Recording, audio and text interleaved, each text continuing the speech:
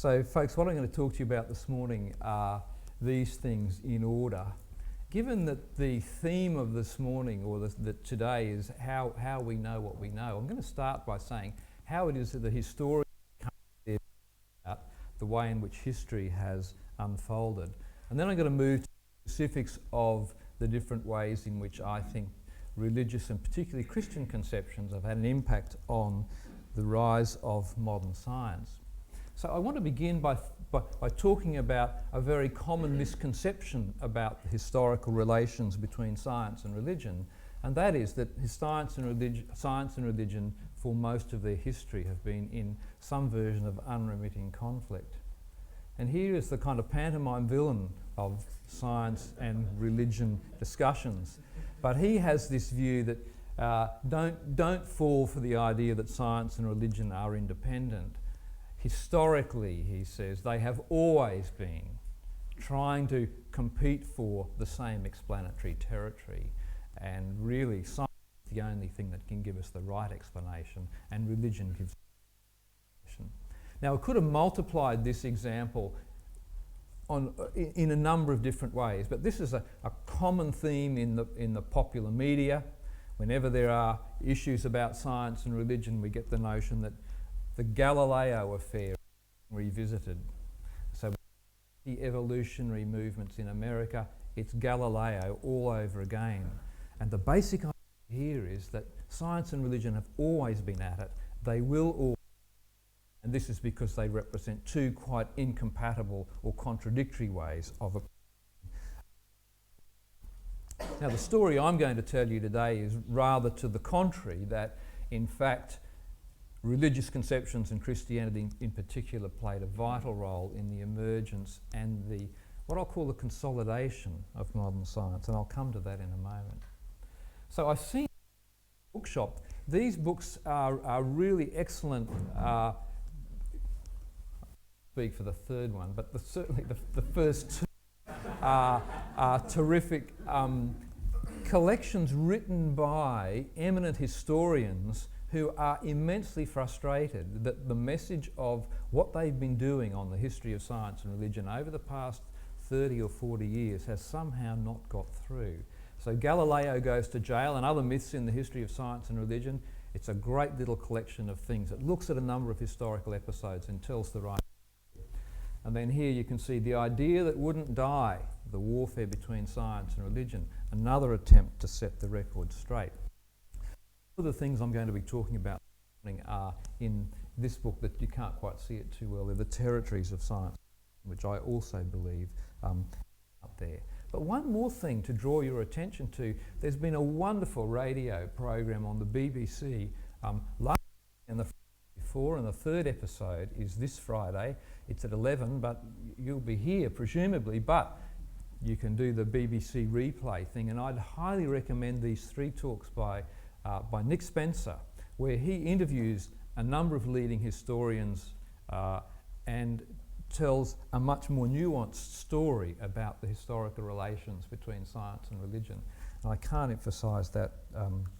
I can't emphasise how good that program is too much. Okay, how is it that historians come to a view about how science and religion have played out across history? I believe you have a tour. If you're not punting and you're wandering around Cambridge, if you go to Robinson College, 8 Sylvester Road, you will see this building, and this building is the Needham Institute for Science and Civilization. See, it's got an interesting kind of Chinese East Anglia architecture about it. Joseph Needham is the author of this Science and Civilization in China, and historians regard as a kind of classic for the history of science. And it's this question: why was it that although China was well advanced, way in front of the West in terms of its technological achievements, somehow in the 17th century the West overtook what was going on in China quite dramatically? Why is it that rose in the West but not anywhere else? I should clarify that a little and say, why did science arise in the West and science consolidated in the West? Why did science become the dominant way of knowing in the West? How did that come about? Why did that not happen in other places? So scientists can run experiments in the laboratory. Historians cannot do that. We can't rerun the tape of history. How do we isolate the relevant variables that tell us what is about the changes that we see in history? And one way we can do this is to compare what goes on in different cultures and to see what variables differ between cultures. And this is precisely what Needham attempted in China and the West. What are the variables that are different that give rise to the different trajectories? And crucially, not only that, why is it that we see science beginning in cultures but not being consolidated? And we've got contrast cases. Medieval Islam, very sophisticated scientific culture. Science did not get legs there. It did not consolidate. It did not get to be a central feature of the culture. China also, wonderful technology, sporadic beginnings of science, but not a consolidation and growth of science. And ancient, sorry, I've got my slides around the wrong order. Far left, ancient Greece. We do get something like science in ancient Greece. But very quickly, objected to other interests, other interests.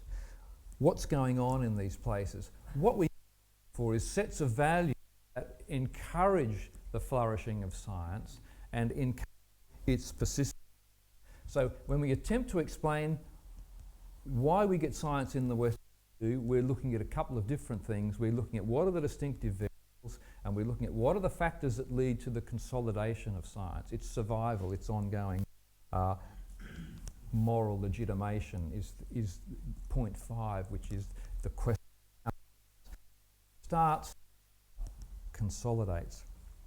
And as you can guess, and this was part of the answer to Needham's question, the values that we encounter are really what gives us the key to understanding both the origins and persistence of modern science.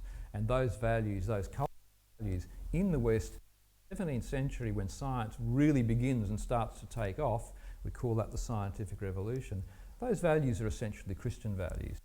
So our question is, how do these values have an impact on the emergence of modern science? And I'm going to talk about religious motivations, religious presuppositions, methods of science that are inspired by religious considerations, and then I'm going to into the consolidation of science, or how it is that science is to be valued almost above all else. Okay, and again, that's a question of cultural values. The question of motivations, I think, is a very simple one. That key individuals in the scientific revolution are motivated specifically by religious concern, and they say that they are motivated by religious considerations. And I'm just going to give you two instances. Johannes Kepler, probably the most underrated scientist of the 17th century, came up with 3 laws of planetary motion, which Newton then subsequently will fold into the law of universal gravitation. But here is Johannes Kepler talking about what he regards as his religious vocation. So he wanted to be a theologian. A long time he was troubled. He thought that was what he was doing, that was his calling, but he sees that astronomy, the study of astronomy, is really itself a kind of religious vocation. And it's a religious vocation because it sees the power of God instituting laws of nature in the natural world. I won't go into this in detail, but the Protestant Reformation actually provides us with an interesting part of the here, because Protestant notions of vocation, which is to say the sanctity of everyday ordinary occupations, is also a key part of how science gets to be a sanctified activity. My second example, another guy who came up with laws of nature, Robert Boyle, and you hope those of you who are physicists will know about Boyle's law. Those of you, I hope you learned at high school. Boyle's law of gases. When I was a boy, it was P1V equals P2P2, or a constant if the temperature is constant. But here's Boyle. His motivation or the study of science. And as I say, Boyle, really the father of modern chemistry, a really important experimental scientist in the 17th century, discovering the perfections of God displayed in nature, is really that. It's a more acceptable act, and this is really a riff on a biblical quotation, more important than the burning of sacrifices or perfumes on his altars. So scientific activity is for Boyle a form of worship. Now, it's not the case for every single scientist in the 17th century. There were explicit remarks of this kind, all right? And the motivations of individuals are often mixed and difficult to determine. So I'll just put this out there as an indication of these people, for the most part, were committed Christians, and a number of them saw their scientific activities as part of their religious vocation. They were motivated to do science because of their religious commitments. So that's an easy one. Second one, presuppositions, and I'm going to talk about laws of nature. Now I see that we have, Barbara will be giving a talk in 2 talks' time about laws of nature. Say something about the historical origins of laws of nature, and we'll get a lot more on this afternoon. But here's the thing, to do science, we have to assume broadly speaking, we have to assume the intelligibility of the world. And we have to assume, modern science assumes that it has a certain kind of intelligibility. Typically in physics, it has a mathematical intelligibility. This is quite a new idea in the 17th century. People obviously knew that there are regularities in the natural world, but the idea that there are laws of nature appears for the first time in the 17th century, and the law is not a metaphor, it is a literal truth about how the world operates, and laws were understood to be God directly controlling the operations of objects in the natural world. This is a different view of regularity to the view that it replaced, which was associated with the Greek philosopher Aristotle. And Aristotle wanted to argue that things have built within them the capacity to perform in particular kinds of ways, and the fact that the world is regular is really to do with the aggregation of the inherent natures that things have. In the 17th century, we do away with this notion that things have an inherent essence and a drive to behave in particular ways, and that's replaced essentially with a new matter theory, an atomic or corpuscular matter theory, and the idea that atoms have no capacity to move themselves, and God does the work of moving them, and he moves them in a regular way. So let me give you an example. We don't often think about the French philosopher Descartes as a scientist, but he's a key figure in the foundations of modern science. And he is the guy who inaugurates this very powerful idea that nature is governed by laws. But here is how it works. God imparts motions to matter. When God creates the world, he imparts motions to matter, and he continues to impart motion to matter in this lawful and regular way. So you're going to hear about creatio ex nihilo next lecture, and that's often contrasted with creatio continuo, that is to say how God creates things in the beginning and how he continues to sustain them in creation. Both of those for Descartes are really about how nature operates and how God rules nature with these laws. So to give you a specific example, if we see a particle in motion, for Descartes, God is recreating that particle in different points in space according to laws that he has determined. That's how nature works. God's doing the work. So just to give you another example, mathematical truth. This is a very radical view that even mathematical truths for Descartes are created by God, and they depend on him. So nature depends on God in a radical way, and part of that dependence is God's ruling or operations of operating nature according to laws. Back to Kepler now, who we've seen has 3 laws, planetary laws of nature. Wow, this is a slightly complicated quote here, but and if you don't completely follow the logic I'm going to set out, don't worry too much. But the first thing to note is that he is explicitly contrasting his position with that of the Greek philosopher Aristotle. And just so that you know, Aristotelian science is probably the science that has the longest tenure of any approach to the natural world. So we have Newtonian paradigms, we have Einsteinian paradigms. These are really minor in terms of their longevity compared with Aristotle, who 3rd century BC was still being taught at this university in the 17th century. So if you were studying science or natural philosophy, as they called it, at Cambridge in the 17th century, you would be studying Aristotle. Okay? So the 17th century scientific revolution is partly a huge revolt against Aristotelian natural philosophy. And one of the things that Aristotle had said is there are 3 theoretical sciences. Natural philosophy that deals with causes, and we tend to think about natural philosophy as just science. Mathematics, though, is a very different activity, and the most elevated of all of the sciences for Aristotle, this may come as a surprise, was theology.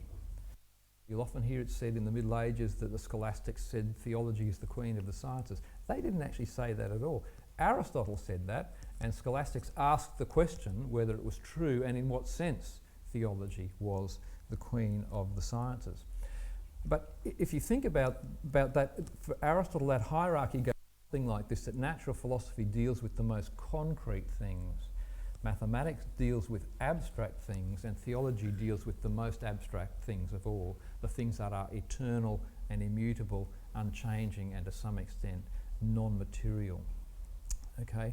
But here's the key thing: you don't mix up your mathematics and your natural philosophy, and you don't mix up any of them with your theology. So there are very strong prohibitions for transferring the methods of one science to another. So for Aristotle, you wouldn't have a mathematical physics, right? Strange to us, but for Aristotle, you wouldn't have a mathematical physics because you didn't mix maths and physics. Kepler says, no, you have to mix maths and physics. Why would you do that? Here it is. Mathematical natural philosophy is acceptable to Christians because God created the world in weight, number and measure. That's actually a very famous quote from, trying to think where it's from. It's from the literature, and probably made famous by Augustine, who used this quote on a number of occasions, that God had created the world in number, weight and measure. But part of it goes back to the same point that Aristotle is making, that when God chooses to move things, he can move them according to regularities that are mathematical, and then human beings having a mathematical capacity can then understand the mathematics that God has instantiated or planted into natural things. This last point is that the ideas are co-eternal with God. So here's the difference between between Descartes and Kepler, and it's to do with Kepler's incipient. For Descartes, it's got this radical idea that God actually invents the truths of mathematics. So this is a very, very high view of the omnipotence of God, that God's power is such that he invents mathematics, whereas this is the Platonic view that mathematical truths are actually co-eternal with God, right? So God instantiates mathematical principles, but he doesn't invent them, as for Descartes. And yeah. Anyway, as I say, there's a lot of interesting philosophical discussion about this, but I won't bore you with it. So there are differences between these 17th century characters and about how they appropriate religious conceptions, but you can see how these come to be important. Now, Descartes' idea about laws of nature then becomes exported across the channel, and English natural philosophers or scientists who disagree with Descartes about a lot of things nonetheless take on board very strongly this notion that there are divinely instituted laws of nature. So here's Robert Boyle, and that first point is directed against Aristotle. Laws of nature don't come out of the essences of things. They're not inherent in matter. They depend on the divine will. So Aristotle said things have these kind of regularities built into them. Descartes said, no, they don't. And Boyle agrees, they don't. God imposes his will on the world, and that's why it operates in the way that it does. And then going on to the biggest name of all, Boyle is an Oxford person, had a nice house in the High Street that you can still see there if you go. Newton, of course, the Cambridge guy. Go to Trinity, you'll see the apple tree that putatively... Okay, okay, don't buy that story, but there is, you can go and see it on your way to the Needham Institute. But here's Newton's famous work, the Principia, the Mathematical Principles of Natural Philosophy. The very title of that work is an anti-Aristotelian thing, because natural philosophy is mathematical principles, right? You can do maths in physics. So the title itself is polemical. But here he is, what's the business of natural philosophy? But this will be the Newtonian position. So the business of, the true business of philosophy, natural philosophy or science, is to inquire after the laws that the great creator chose to found the world with. Interestingly, not those which he might have done the same had he so pleased. And here's another significant element of the laws of nature. Because laws of nature are a matter of arbitrary divine choice, right, we can't naturally intuit their content. In order to find out the content of those laws, we have to study nature empirically, experimentally. We have to investigate it by observation, right? So because God in his power could have instantiated or could have put into existence a whole range of worlds that based on a whole number of different kinds of principles, okay, in order to find out what laws actually obtain, we need to go out there and do the investigations. So the whole notion of empirical science gets a boost from the idea that we can't intuit in advance what nature will be like. We have to investigate it because its particular structures are a function of God's arbitrary choice. Okay? And Leibniz, the German philosopher, who got into a huge fight with Newton, which I won't go into, and these guys both invented the calculus. I think that's what kicked it off. Who gets the credit? Why would you want credit for inventing calculus? Well, okay, no, of course you'd want credit for inventing calculus. So these two, quite a remarkable historical coincidence that these two guys came up at the same time, but you know, they each suspected that they'd plagiarised one from the other, and so they had a long correspondence that was actually conducted by Clarke, who I'll come to in a moment. But anyway, that's just by the by. What was I going to say? So Leibniz has this idea that God could have made a whole range of possible worlds, and this is where we get his famous notion of the best possible world. So Leibniz has an idea, and this is part of his disagreement with Newton, that God has to have a reason for everything he does. Newton and Descartes said, no, he doesn't. He can choose to do what he wants. But Leibniz said, no, there must be a reason we're in this world, and it's because it's the best possible worlds. So of all the possible worlds God could have made, with all their regimes of different laws, Leibniz thought that God picked was the best.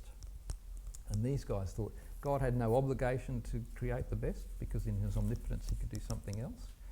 And really, it's hard to know what the best world might be like. So I'll give you that for free, because I'm not going to talk about Leibniz. I'll go on and talk about Isaac Barrow. In mathematics here at Cambridge, called the Lucasian Chair of Mathematics. It's at Trinity. Newton was the second Lucasian Professor of Mathematics. Isaac Barrow was the first. A very clever man. He actually gave his chair up for Newton.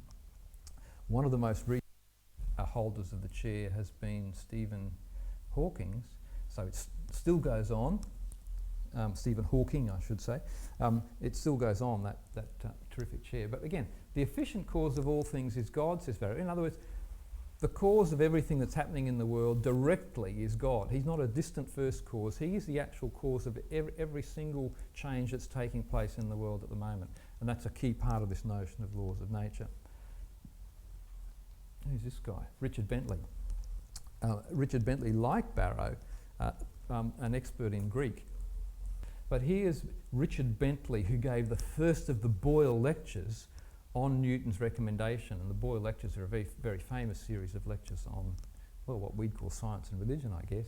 But God uses no instruments or applications other than in these productions, that is to say in the world, apart from his bare command. So I hope we're getting the pattern now that Most of these thinkers in the 17th century have a conception of laws of nature as God directly doing all the work.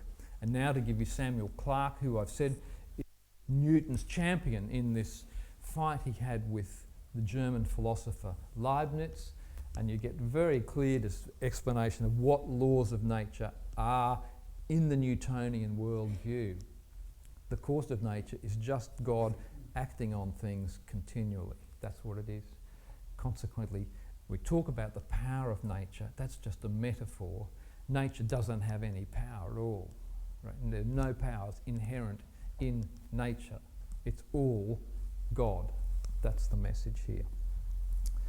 Now, the part of the story I won't tell you, because we're really about the origins and influence of religious ideas on Christianity. What happens to this view in the 19th century is that the theological assumptions just slowly fade away, and natural laws become laws of nature in a literal sense, and it's just assumed that they're there as a brute feature of how the world operates. Although there are some philosophers of science at the present, and Nancy Cartwright is an example, who don't think there are laws of nature. And one of the reasons she thinks there aren't laws of nature is that to be committed to a notion of a law of nature commits you to these theological premises. That's what she thinks. Okay. So wrapping it up then, the laws of nature. And I've just given you one example of a presupposition. Broadly speaking, the notion that God created the world turns out to be an important presupposition, a special case of that doctrine of creation running through. Most of the key figures in the 17th century think God's the direct cause of what's going on in the universe.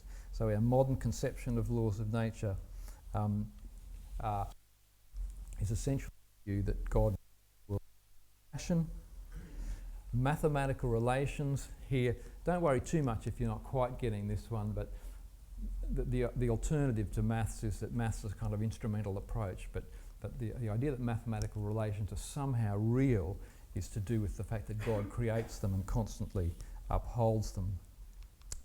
And in the context of the broader history of science, these new ideas about laws of nature replace the older Aristotelian prevailing physics about the inherent essences and virtues of natural things. And then, as I said here, the doctrine. This is another part of the story that I won't go into, but there are other elements to the Aristotelian distinction about the natural and the artificial. Aristotle said these are really different. The rules for the art of understanding artificial things like mechanics are different from the real world. And the Christian doctrine of creation says actually the real world is an artifact. Therefore, the laws of mechanics, the mathematical laws of mechanics, will apply to the real world. Aristotle's chief image is not that of a machine, but of an organism, right? And so there's a, crudely speaking, the 17th century sees a shift. The way the worlds operate, the operations of the world are less like an organism and more like a machine. And that becomes possible because of a notion of creation. Okay. We've got 2 to go. Methods. Gosh. And social and moral legitimation. The methods one is quite tricky, right? How we get experimental methods. But so I'll give you the quick and dirty version of it. And it goes like this. For Aristotle, the human mind was naturally attuned to how nature worked. He just thought that was how it was. And therefore, to find out how the operations of nature went, it wasn't really hard work, right? We would expect, says Aristotle, there would be a natural alignment between how the mind works and how the world works, and therefore through intuition to some degree. Now, don't get me wrong, Aristotle was very much into observation, but through intuition and common sense observations, right? Common sense observations, we see how the world operates. The experimental science of the 17th century is very different, and it says it's really hard to find out how the world operates. And you need a lot of people working for a long, long time on tiny little aspects of how the world operates before you even get a bit of an inkling of how it's going to go. Why do we get this shift from this notion of a natural alignment between the human mind and the world, and this experimental approach that says, no, it's really, really hard working working on small problems over long periods of time. And my argument is theological anthropology. By that I mean a theological conception of how human minds work, and it's to do with the fall. In Genesis, God creates the world. Adam names the animals. This is God creating the world here, and this over here is Adam naming the animals. It was taken in biblical interpretation that Adam's naming of the animals was indicative of the fact that he had an encyclopedic knowledge of how the world operated. But following the fall, he lost that capacity to know the natural world. Science, then, for 17th century Christian thinkers is an attempt to re-establish partly the kind of knowledge that Adam had before he fell, but crucially, the fall of Adam and Eve in the garden has a detrimental effect on our capacity to understand the world. And experimental science is then posited as the way we overcome the inherent limitations that arose out of the fall. Let me give you some quick examples. So here's John Calvin, who's very big on the corruption of human nature, as those of you who know Calvin will be well aware of. And this is his doctrine of total depravity.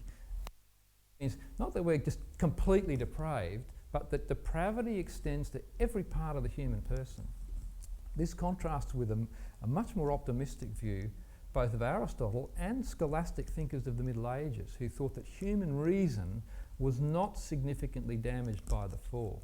Calvin says it was because corruption extends to all of our faculties, and the philosophers didn't know that. Aristotle didn't know that. That's why natural alignment between how our mind operates and how the world operates. There was once, but on the Christian view, it no longer obtains. Here's Luther. It's impossible that nature could be understood after the fall. Boom, that's it.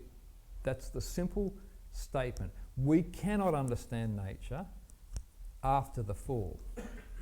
Okay, that seems fairly negative. Science is going to step in and say, well, we can actually to some extent.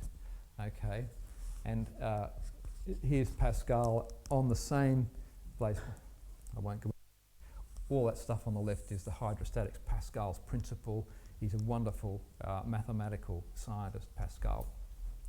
We perceive an image of truth as a consequence of our original condition, says Pascal, but we know nothing but falsehood. So we're incapable of absolute ignorance on the one hand, but we're also incapable of perfect knowledge. That's an indication of our fallen condition. So the biblical idea of our fallen condition, which is stressed very strongly post-Protestant Reformation in the 17th century, has an impact on epistemology, how we know things. Again, relating to our theme this morning is how is it that we know things? So what I'm trying to say, the theological view has direct epistemological implications. So Francis Bacon, really key figure in the not so much as a scientist himself, but in kind of laying out the foundations of the experimental approach, what these guys called experimental natural philosophy, this new experimental approach to the natural world. But here again, here's his counter to the Aristotelian assumption that it's pretty easy to know how the world operates. Human intellect left on its own is not to be trusted. Don't trust it. Nature itself is like a labyrinth, and all we've got is what he calls the uncertain light of sense. So light was a very powerful metaphor for reason. The light of nature was human reason, but for Bacon it's an uncertain light. Calvin will talk about whether that light has been completely extinguished or not. That's the discussion that's going on about the light of nature. Part of the equation that I haven't mentioned to you, when the world falls from its original perfection, the world itself falls away from its original natural perfection. And this is part of the theodicy story about why the world is not as perfect as we might expect it. Why there is a kind of dark side to the created world. And for Bacon again, the fall of nature is also part of what makes the natural world hard to investigate. It's no longer in its original primitive condition. So follows then. So here's his thing. The great commerce between the mind of man and the nature of things, right? That's the connection between the mind and the natural world that Aristotle thought was sweet, right? But which is no longer. It might be restored to its perfect and original condition, or if not, to a better condition than which it now is. That's his goal. What is he attempting to do in his natural philosophy? He's trying to see if we can get that commerce between the mind and the natural world back to something like what it used to be like in its perfect original pre-fall and pre-lapsarian condition. And if that can't be achieved, how do we make it better? And his answer is experimental science, right? That's how we make it better. So in terms of, and this goes not merely to the methods of science, but to the whole legitimacy of the scientific enterprise, for Bacon, science is to be pursued redemptive activity that will restore to some extent this original conflict between the mind and the natural world that we once enjoyed in the Garden of Eden in our pre-lapsarian condition. And for some reason I haven't put up there's a famous Bacon quote from his Novum Organum that says, I'm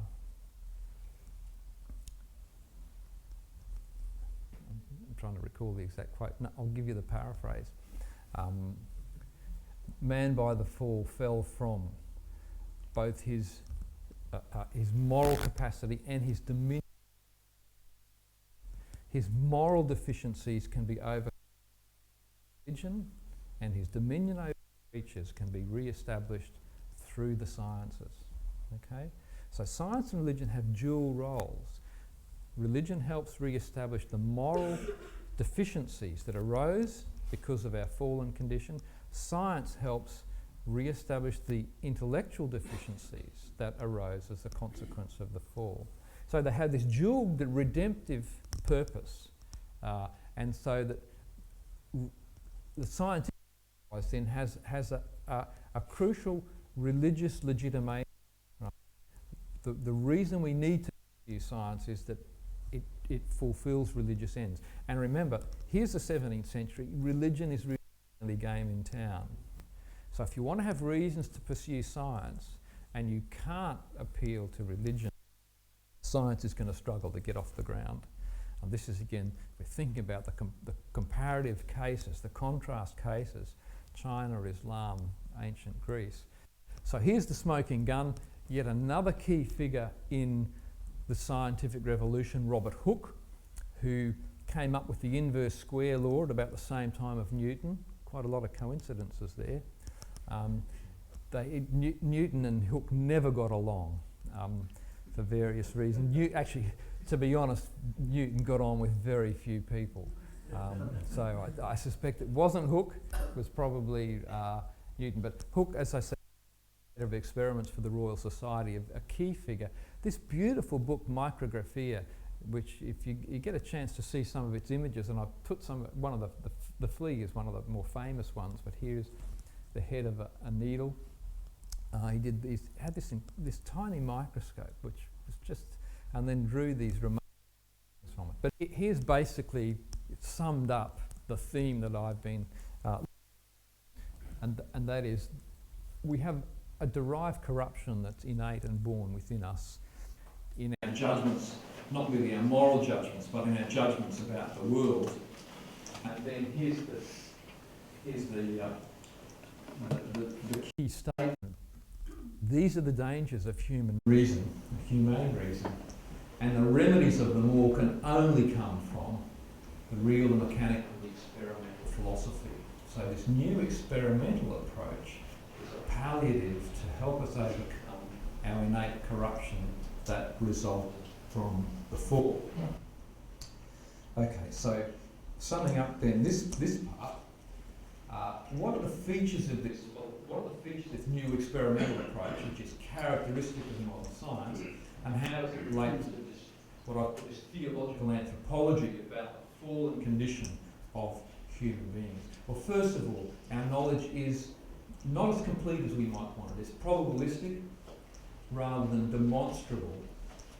Aristotle had an idea that the the gold standard for science was logical proof. Okay? A proof where you have syllogisms. If A then B, B therefore A, boom. Proof that was demonstrative. And what these guys in the 17th century are saying is, well, actually nothing in science is like that. Science is really about probabilistic knowledge. Why? Because we don't have the capacity to see into the essences of nature. We had that once, but we lost it as a consequence of the fall. We only have knowledge of how things appear on the outside. We don't have knowledge of their essences, and this is partly because I must confess, things don't have essences, right? And that's an implication of this new corpuscular or atomic approach to science. More familiar aspects, knowledge must be corporate. You can't just have one guy, Aristotle, telling you what it's like. You've got to have hundreds of people involved in the scientific enterprise. It has to be collaborative. And it needs to be cumulative. It needs to be long-term. Okay? So it needs to be future-oriented.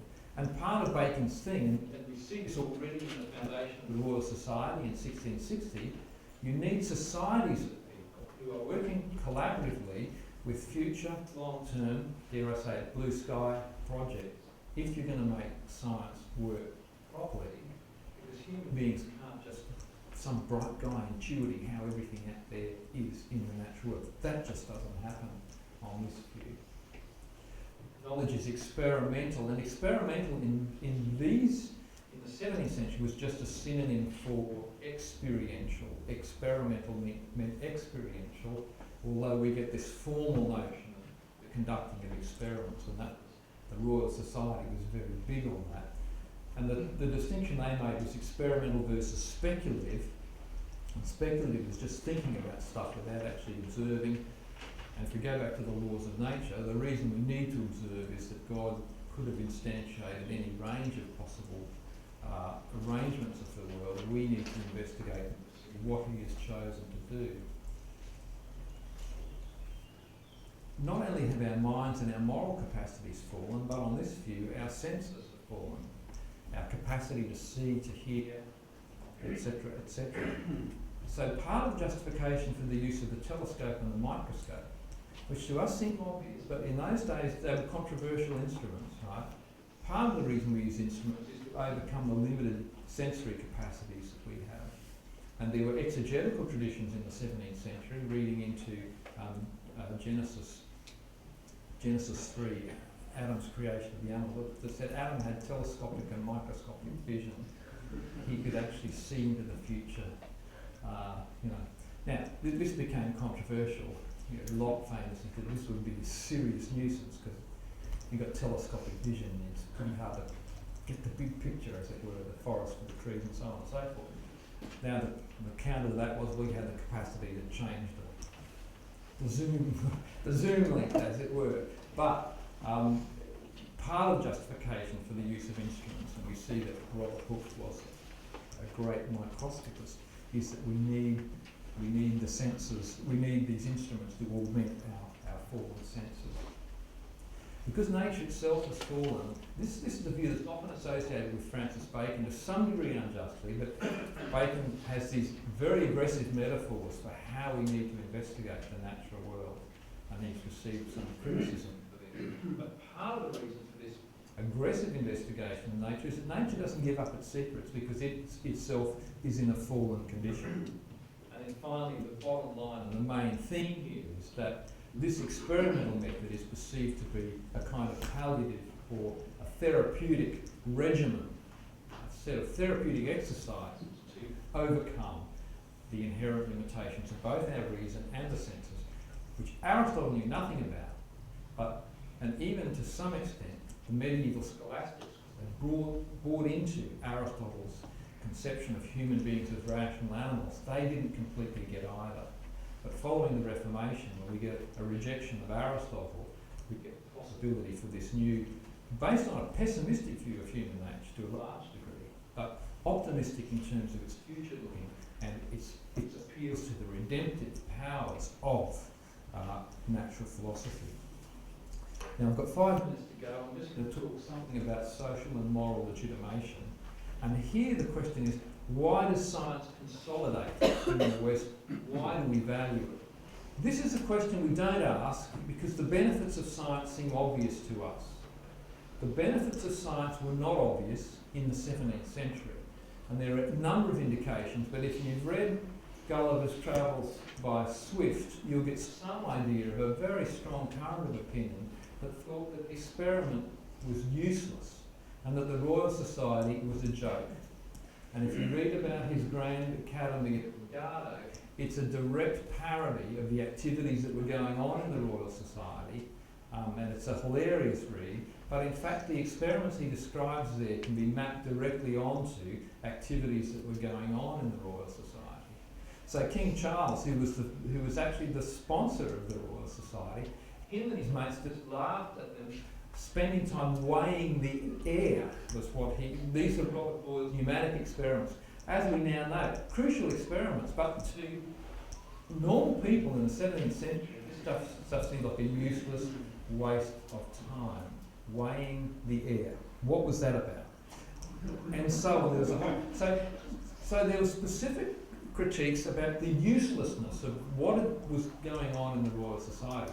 So they had a legitimacy problem. And science today has a legitimacy problem as well for different reasons. But if we think of the rejections of climate science, some rejections of evolutionary theory, anti-vaccination, the problem of legitimacy hasn't gone away, it's back in a different guise. So there is an issue about, to make science central to your society, it's not self-authenticating. It has to appeal to a set of values outside itself to make itself authentic.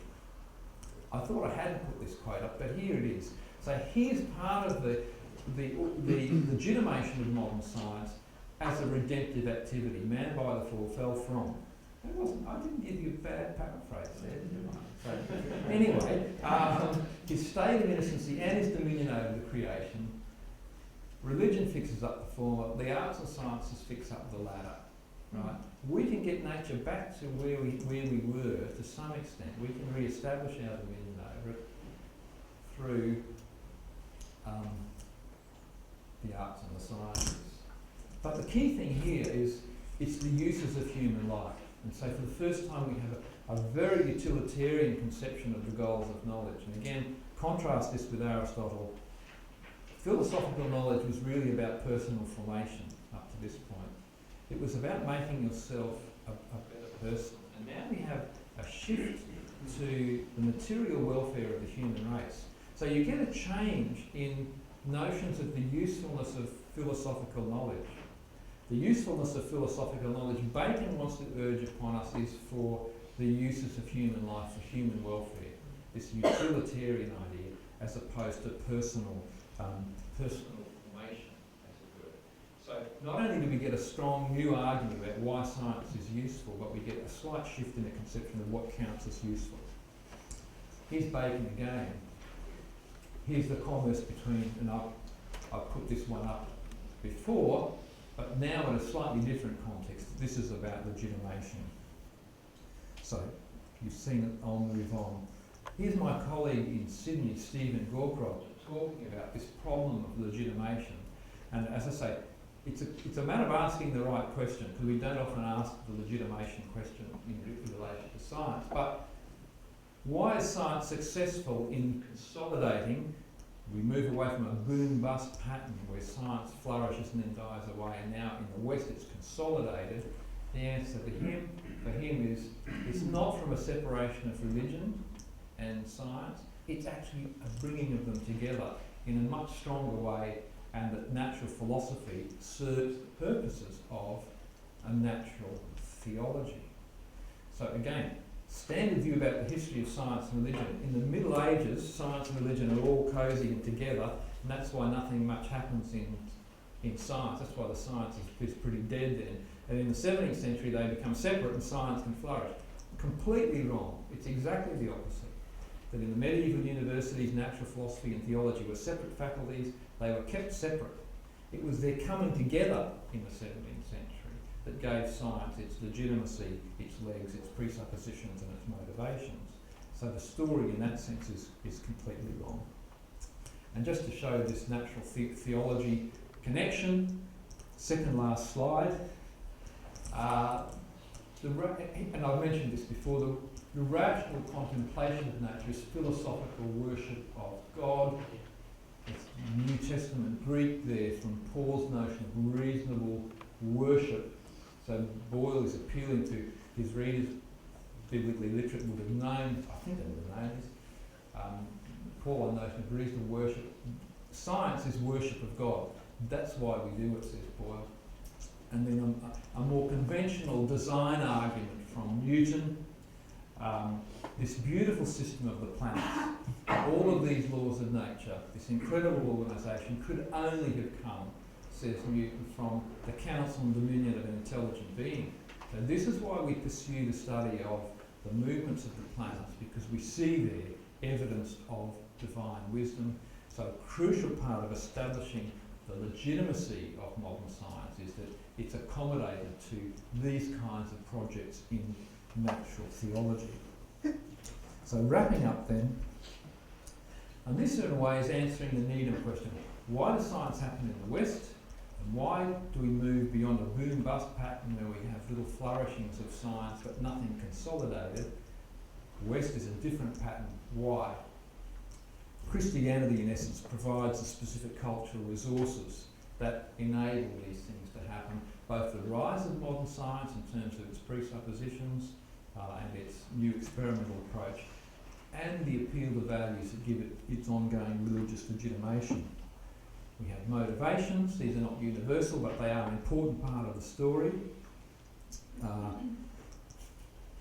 The idea of immutable laws of nature, which are mathematical in character. In their original form, these are understood as divine commands. We have a much more sceptical approach compared to the Aristotelian idea that it's pretty easy to find out how nature works, and this sceptical approach underpins this experimental, corporate, cumulative, collaborative approach to knowledge. And then finally, the idea that the pursuit of science initially is a redemptive exercise that's designed to some measure, restore a lost dominion over nature. In sum then, if we want to know the answer to Needham's question, historians will say that matters of history are overdetermined. And what that means is that there's not a single variable involved. There's usually a complex pattern of variables, all of which are necessary to something taking place or something happening. And what I wanted to suggest to you this morning is that a key variable for the emergence of modern science, if not the only one, is this set of religious ideas, values and institutions that make science happen and lead to its ongoing flourishing and legitimacy. So I'll stop there. Thank you.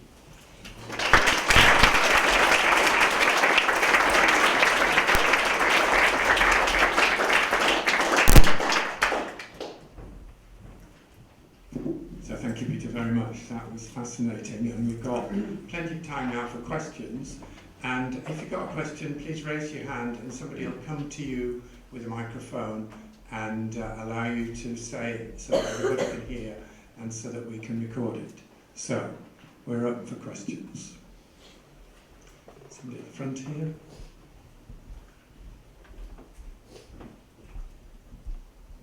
Good morning. You said right in that if not the only reason for the rise of science was these moral values from the religion. However, the religion was extremely powerful for some 1,000 years or so, since the 3rd century. So why did science only rose in the 17th century, not before? Yeah, okay. So that's a good question. So if Christianity and religion are key to the rise of modern science, what happened for the first 1,700 years, right? So what's the difference? And I think two features, and I've already indicated these, I've already at least hinted at these. And the first is that Aristotelian science was the main operation in the sciences essentially from the time of Aristotle, and certainly from the time when Aristotle and Greek philosophy were rediscovered in a major way in the 12th century. And it's following that we get, for example, the wonderful thought of people like Thomas Aquinas, who effect a synthesis of Aristotelian philosophy with Christianity. And that was a very powerful synthesis because it gave theologians and philosophical tools to do things that they couldn't otherwise have done. But one of its consequences was that Aristotle became a de facto saint. And while Aristotle was a de facto saint, and while we have that powerful synthesis of Aristotelianism and Christianity, the kinds of developments that I've outlined here could not take place because the science of the 17th century was explicitly Aristotelian. So what was it that brought about the breach between that? Well, the Protestant Reformation was a key part of that. And you'll find Protestant reformers, Luther in particular, saying things like, we've got to get Aristotle out of universities. And Luther because he's a pagan thinker, right? And he's a pagan thinker that Christians like Aquinas are too uncritical. This was Luther's criticism, right? I'm not necessarily wanting to endorse it, I'm pointing out that this is what it was. That Christian theology has become infected with paganism, and unless we get rid of Aristotle, we're not going to get on the right track. To give this is going to be a very long answer to your question, I'm afraid. Part of it, what Luther was mostly concerned with was the doctrine of justification, and Luther's doctrine of justification was that we're justified not because we become literally better people. We're justified because we don't become better people, but God sees us as better people.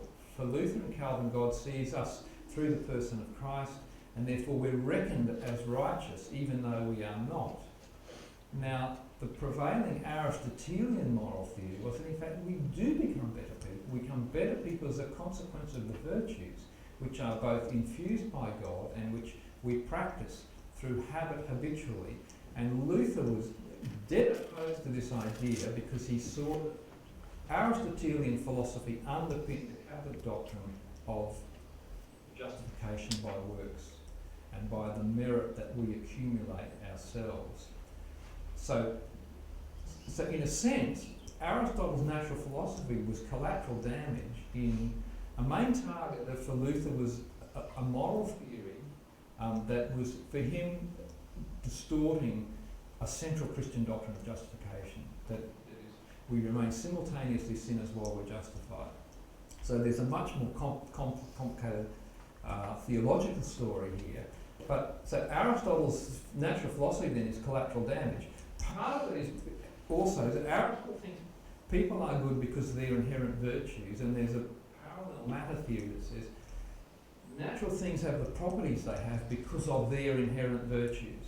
And just as this view of divine omnipotence in the sphere of justification says it's not to do with the inherent merit of us that gets us justified, so too in the natural it's not through the inherent properties and powers of things that they are capable of doing what they have. And Aristotle literally uses the word virtues for the inherent properties of things. So this notion of laws of nature affects a parallel change in relation to things that the Aristotle moral philosophy affected in relation to persons. So, to cut a long story short, it's the background of the Protestant Reformation that makes it possible for natural philosophy to free itself from the influence of Aristotelian thinking. And let me say one other thing finally. The story I've given you about the fall in relation to experimental natural philosophy, again, scholastic thinkers had a view of the fall that said the fall affected our moral capacities. This is overstating it, but not our intellectual capacities. So our reason and rationality remain constant. And if that's your anthropology, then you don't have any reason to do all that experimental stuff.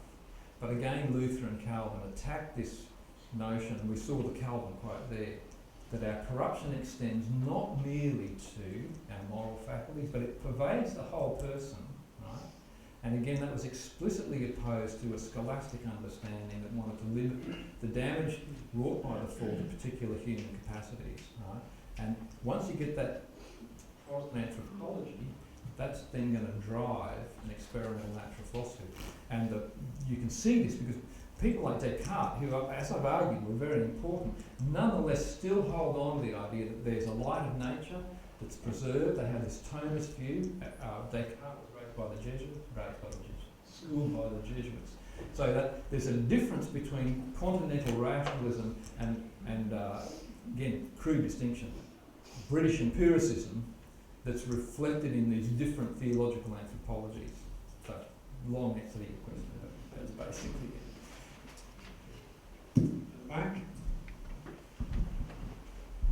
You mentioned at the beginning about the other cultures in China and India and Islam, for example, with its observatories and so on. Those didn't flourish, and I wonder if you can point to what were the elements of those philosophies that caused science not to flourish in the same way as you've critiqued, Aristotle and Christianity. But then, do we see any elements of those philosophies, even in the way science is done in those cultures today? So, could you just repeat the last part of that question? Do we see... Well, I was asking the historical question first. Why did they not flourish in those other cultures? But then, given that those cultures still exist in China and India and other places, do we still see some of those underlying philosophies in the way that science is done, say, in universities, in those cultures, or have they totally absorbed the Western view? Yeah, look, that's a really good question, particularly that second one. So let me go with the first one. If you just think, first of all, I want to say this, that what I said at the end is that these things are overdetermined, and I've really given you a single complex variable here, Christianity as the key difference.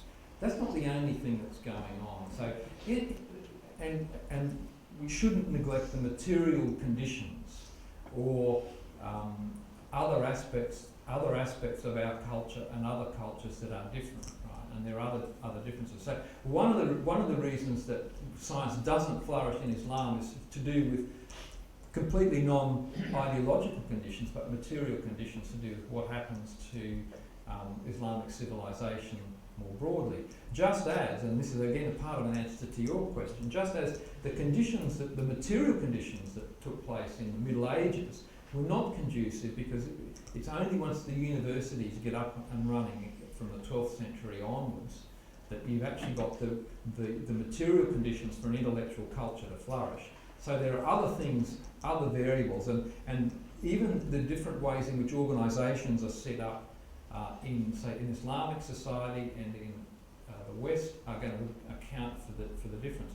So universities versus the educational institutions of Islam. And no other culture has anything like our universities, and although these are founded as religious institutions, there's not an ideology attached to them in a way. So there are things like that are also going to account for the differences. But in China, I think it's very interesting that Needham says, people just didn't value wealth. They just didn't think that was an important thing. The merchant's son aspired to be a scholar, Totally different now. Well, in China, I'm not sure, but it's totally different. I'll come back to your second question. To come to the second question, do we still see these variables playing a role? It's very interesting it's controversial to make claims like this. It's very interesting that certainly in Islamic cultures, I think the stat that sometimes Harvard produced in a particular year more scientific papers than all of the Islamic countries put together.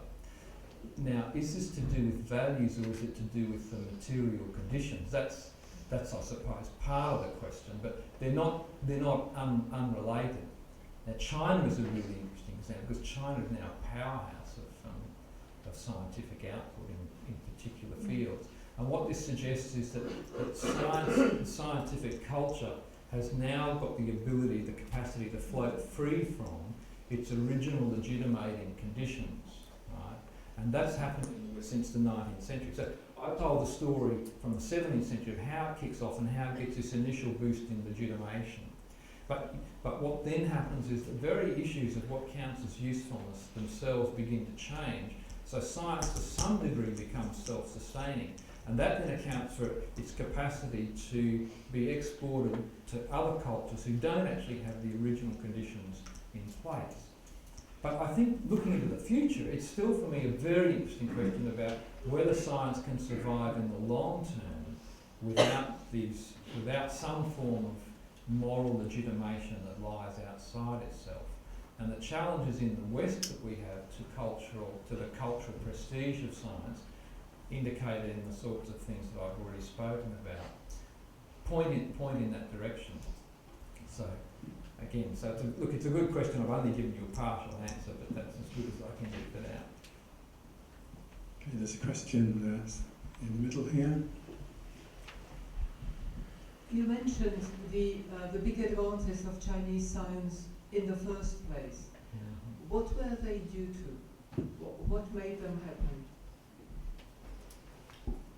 Yeah, that's a good question. I mean, often it's said that what's happening in China is technology rather than science. Now, we may have some comments in the period we're talking about. Right, in the period that we're talking about, and so it's a question of whether the comparison is a useful one. But China at the time is a very well organised. Again, we go to the material conditions here. If you compare civil society in China in the Middle Ages to what's happening in the Latin West, there's an enormous difference between the sorts of capacities that China has to organise itself. These are manifest clearly in the present as well. But nonetheless, that's what I think what's quite so startling about how the West just seems to accelerate almost exponentially from the 17th century on, and the contrast is quite stark. So again, it's a very good question, because it goes to the issue of the values that might be distinctive. But you could say that to some degree China is not exceptional if we compare it to, say, classical Greece, or we compare it to Islamic civilizations of the early Middle Ages. That to some degree you've got comparable things going on there. When you compare that with what happens in the West from the 17th century on, there's a big difference between the West and all of those cases. Yes, there's a question here. Yeah, I just want to like to have some supplementary information about the science growth in China. I guess it's about some history, because in the early 20th century, China was very weak, and it was bullied by several Western countries, and they want to learn from them. That's the start of simulating the learning methodology of Western culture in modern China, I guess. But as the professor said, they more like, because they don't want to be bullied, so they investigate the technology instead of the pure seeking of truth in science. That's how I commonly understand. Yeah, that's a good comment. I think the standard pattern of the history of science is very often that the West exports its science to other places. It's very clear there's very important two-way flows of information, and these take place through various mechanisms. So that the story about colonialism is not just the West exporting its science, but the success of the sciences of the West from the 17th century on are very, very much contingent upon a flow of information back from the periphery, as it were, to the centre. Colonialism is a classic example of the sort of material conditions that I haven't spoken about in all of this ideas, but these material conditions are crucial as well, and part of the story that makes it overdetermined and complicated. Yes, lady at the front.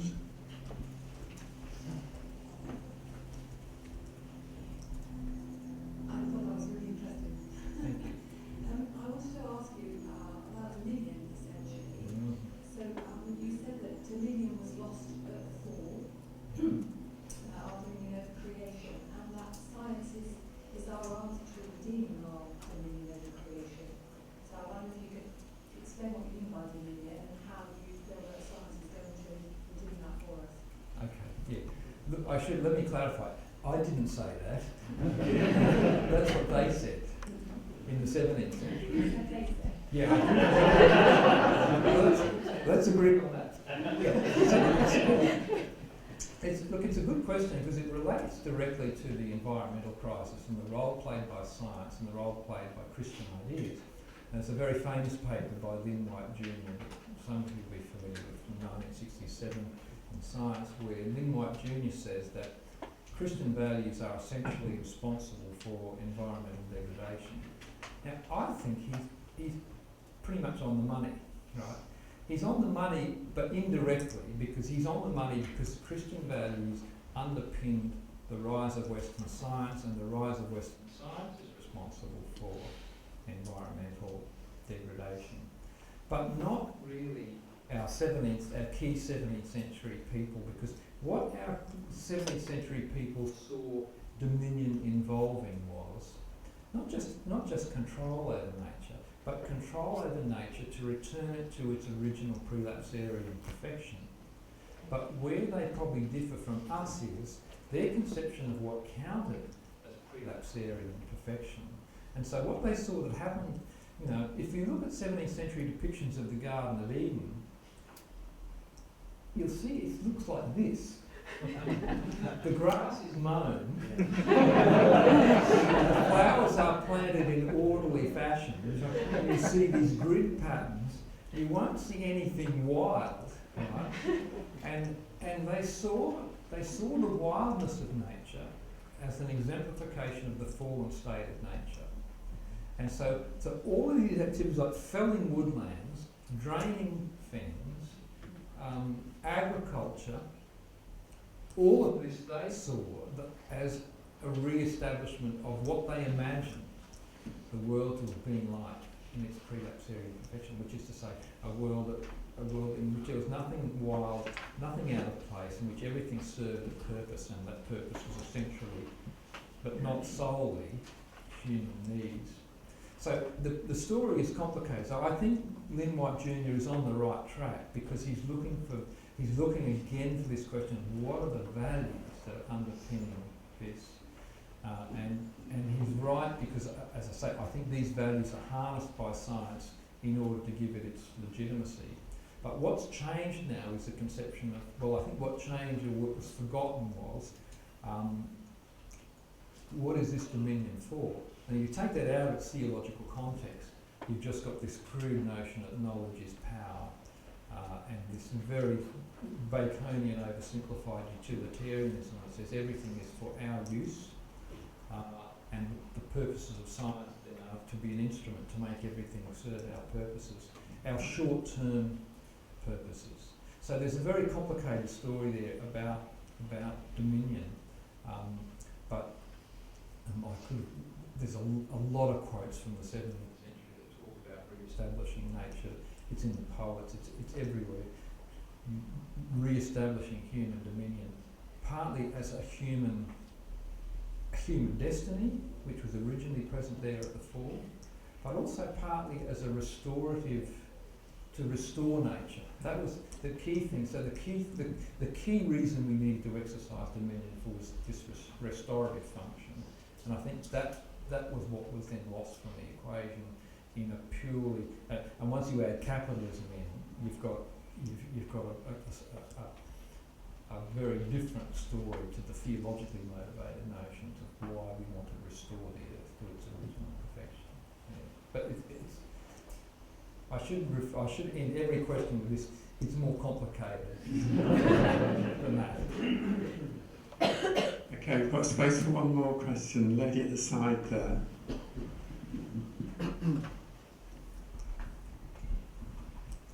There's a renewed interest in Aristotelian thinking. In philosophy, you mentioned Nancy Cartwright and her nomological machine, and also in biology, where people are beginning to think that maybe individual capacities that comprise the individuals that comprise a species better explain epigenetics. So my question is this: is it possible to adopt a new Aristotelian stance on nature and still believe in divine action within nature?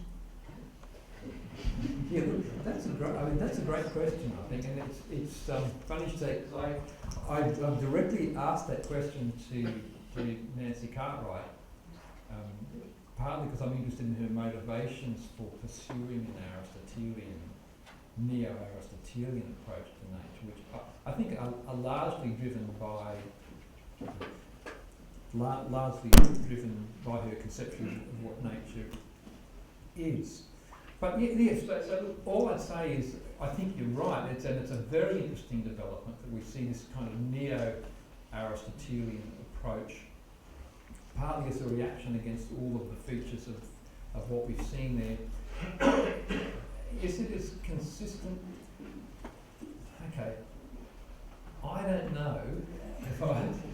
Partly because I've become so accustomed to the story that I've told, and if you'd asked me this 10 years ago, I would have said no, but now I'm thinking maybe there is a way in which, yes, I'm thinking yes now, but I can't give you any more than that, right? Let me just say I'm working on it.